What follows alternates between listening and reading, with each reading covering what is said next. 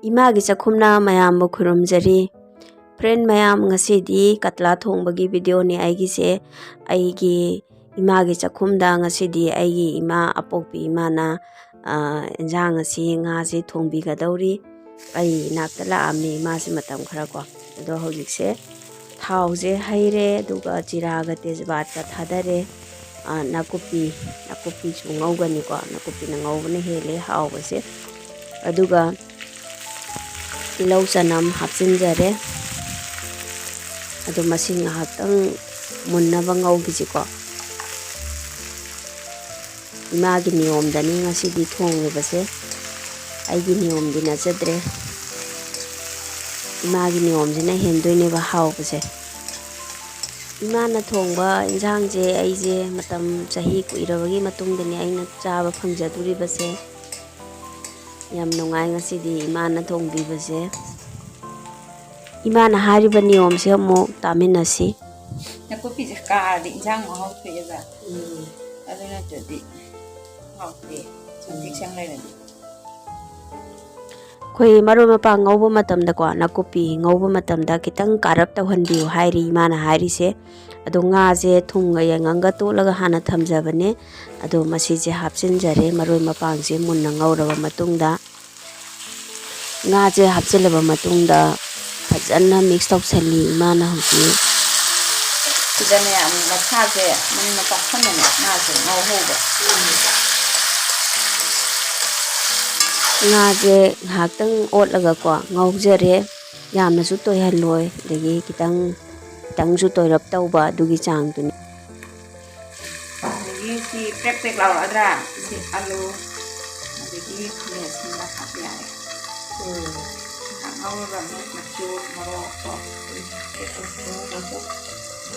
marup sing aikhoina hoji imana haibada ko makon je prek law ko ma lae hai ko asida sigi matang sida koina alu ne tilong ne khamela sinbane asi hapchinjare ko duga mo masin mix tawraga ngahak ngaugani ado masin ngahak otlaga khoi makhum amuk khumbaga ne minute ani ahum dang ngaugani ko duga amo masi hangtokjare aduga koigi adomna thakningba koigi ko morok yangang maru marang suba imana haije ko hing sijingje loina thakchinjarani ko umoro akangwani khoina thakjari base ado adomna thakningba maru marang adomna apamba hai tare ko adu thakjanbiro masigi tanja sida aduga mase amo khoina fajana mix tawsalani ko mix tawsalaga amu ngaugiduri bani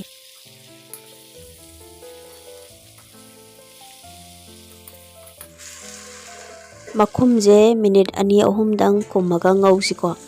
minute ani ahum khumaga ngauraba matung aikhoina lauthokjare hojikse mahi hapani ko mahi ji asaboina hapiyu hana aikhoina ngasaidagi ngaurakpadu mahi hapte khamela sinba hapaduna dum masagi mahi thokpaduna dum khoigi ngaubagi ko oikrabani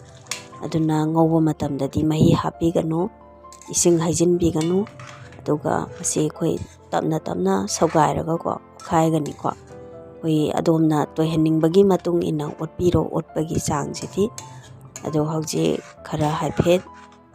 otlaba matungda aduga makhumje khumaga amu sauhalani ko koigi sa injang thong matamda yam pungning changna thongbiyu haribop ni hapjari base haribop se lairagadi soidana hapiyu nga thongbada haribop thakase mahaw yamna henkalali ko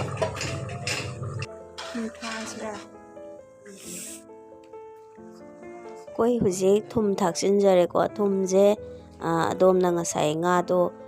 thawngabo matamda thumga yanganga totkibudugi changdo yengaga thumje thakpiyu aroibada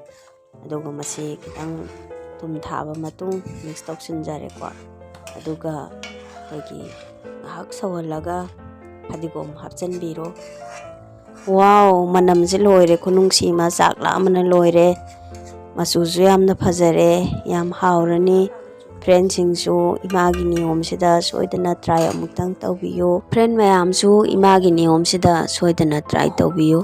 ꯚꯤꯗꯤꯑꯣꯁꯤ ꯑꯗꯣꯝꯅ ꯌꯦꯡꯕꯤꯕꯒꯤꯗꯃꯛꯇ ꯊꯥꯒꯠꯆꯔꯤ꯫ ꯑꯩꯒꯤ channel ꯑꯁꯤ subscribe ꯇꯧꯕꯤꯌꯨ, like ꯇꯧꯕꯤꯌꯨ, ꯕꯦꯜ ꯑꯥꯏꯀꯟꯗꯨꯒ ꯅꯝꯕꯤꯔꯝꯃꯨ꯫ Thank you.